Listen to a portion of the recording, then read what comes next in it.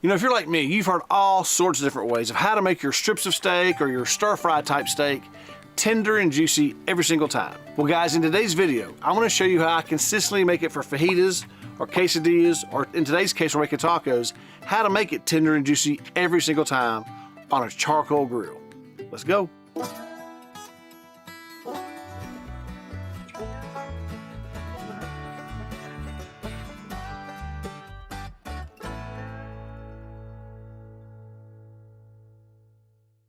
All right, folks, as we get started here, there's a couple of things we have to do to prep the meat to help keep it tender and juicy throughout the cook. So let's head over to the cutting board and do that now. But before we go over there real quick, I wanted to tell you that it is very windy today. I apologize up front for the wind. I'll try to work around it, but nonetheless, that is an issue, so bear with me. All right, folks, here's the first look at our meat. We've got some round bottom and sandwich steak meat here. I think it looks great. It's got some good striations in it of fat, so I'm very pleased with that. That's exactly 1 pound, and that matters more so here in a minute. I'll tell you why. We need to know the weight of it for sure. So we're gonna do a couple things. First, we're gonna get this cut right. So we're gonna cut this open. See, it's pretty thin already, guys, which is perfect. I really like the looks of that. That's what we want for this taco meat. Now, we're gonna slice this. Now, there's two things we can do here. We can divide it. When we divide the meat, that goes with the grain. If we slice it, we go across the grain, and slicing it is what we do right before we actually cook it. I love the way this looks. It's no problem. We'll go ahead and keep it like it is, and we're gonna go ahead and just slice this meat, and just, you know, thin slices. We don't want anything really big.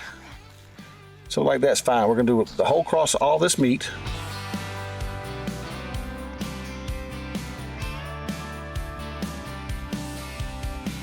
You see the striations are going this way, so we're going across the grain. That's what we want to do here, is cut it across the grain. It makes for a much better bite. So knowing this is going to be some pretty thin pieces like this, they're going to cook pretty easily and pretty quickly. We're going to aim for 350 to 400 on the grill, and then we're going to char it near the end.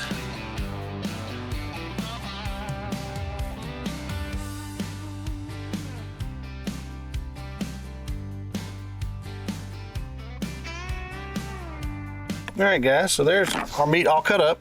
And here comes the one thing that I'm gonna do to it that not everybody knows. This is called velveting the steak, guys, and I'll show you how this works. We're gonna put on there 1 teaspoon per pound of meat, and we're gonna let that sit on there.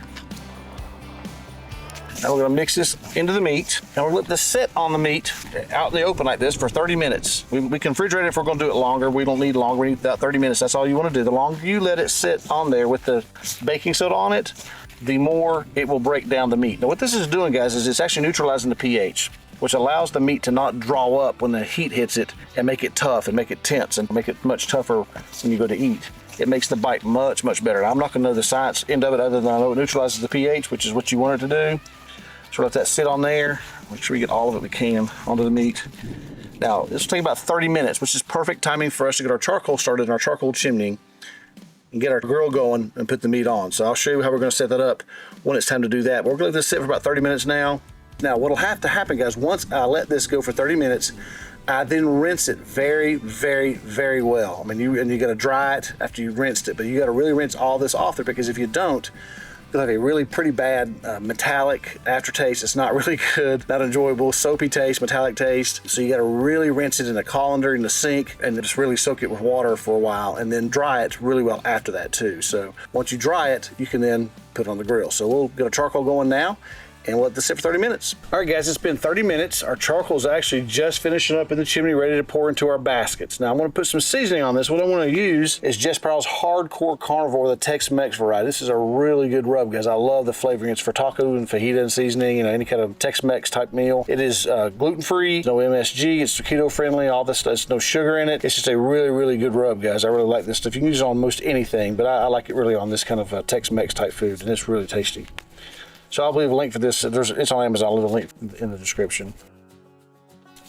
So I'll just put this on here. I'm not going to get crazy with it, but I am going to get enough on there to where everything's got a little on it. Don't want to go overpowering, of course, but you want to make sure everything's got good flavor. All right, I think it looks pretty good there. I'll leave this sitting here for just a second, guys, while I get the grill ready, get the charcoal poured into the baskets, and get the 2-zone cooking setup. I want to actually do 2-zone. I want to put baskets on one side, and I've got a rack I'll show you as I put it on there that I'm letting this sit on. It's actually called, I think it's actually intended for seafood, but it's just a holy rack kind of thing that I'll put it on and spread it out on there, and we'll let it cook on one side and slide it over and get hot, let it char, that kind of thing, but I'll show you that when we get over there to the grill. All right, guys, we're gonna put our baskets in.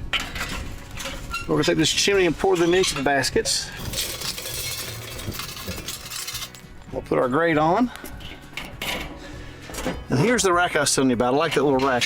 Put the meat on there and then put it onto the grate, onto the grill. So let's let this get warmed up a little bit. I want to cook this at about, I'm not going to put a thermometer in there, guys, but I'm going to cook it about 350, 400 degrees.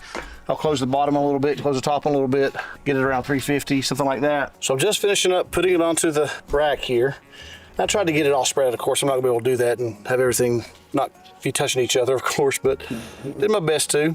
Kind of just spread some out here, and we've got a couple pieces left here. We're trying to get all of them on one rack. Now those are all ready to go. We'll put that onto the grate. Now I end up turning this rack, I'll turn it around as I need to on the grate and the grill. And if I take tongs and move around, of course I will, but this shouldn't take long at all. I mean, these pieces of meat are not very thick. We're out a little too hot right now, trying to cool the grill down a little bit. We're getting the vents closed, and once it gets into the 400 degree range, it's right now at like almost 500, right at 500.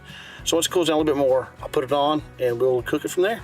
All right, guys, we're on. Hear them sizzle a little bit as it gets going. Those ones at the other end are closer to the fire, of course, so we have to move up closer to the heat. So I'll definitely rotate it. I'll put the lid on, put our vent towards this way so that it pulls that smoke flavor in from the charcoal. I want that grilled flavor on this Tex-Mex flavor, of course. That makes it so much better. So I'll go ahead and put the lid on and put the vent, open it a little bit more so you get a little more pull. That pulls that smoke and flavoring over the meat and out the vent. We'll bring you back as soon as it finishes up. All right, guys, we're getting close to being done here. They look really, really good. They feel really good. About another maybe 5 to 8 minutes, I think, and I'll be ready to pull them off. All right, guys, well, here we go. We got them pulled off. They are 100% done. I've got some foil here because I'm gonna have to wrap them up a little bit till everybody gets here. We had a few stragglers still on their way. But I do have a special taste tester with us today, and this person will not lie, and they will tell you exactly 100% the truth as to how good these are or aren't. It's my grandson, Silas. Come on, Silas. Come up here, buddy. Here he comes.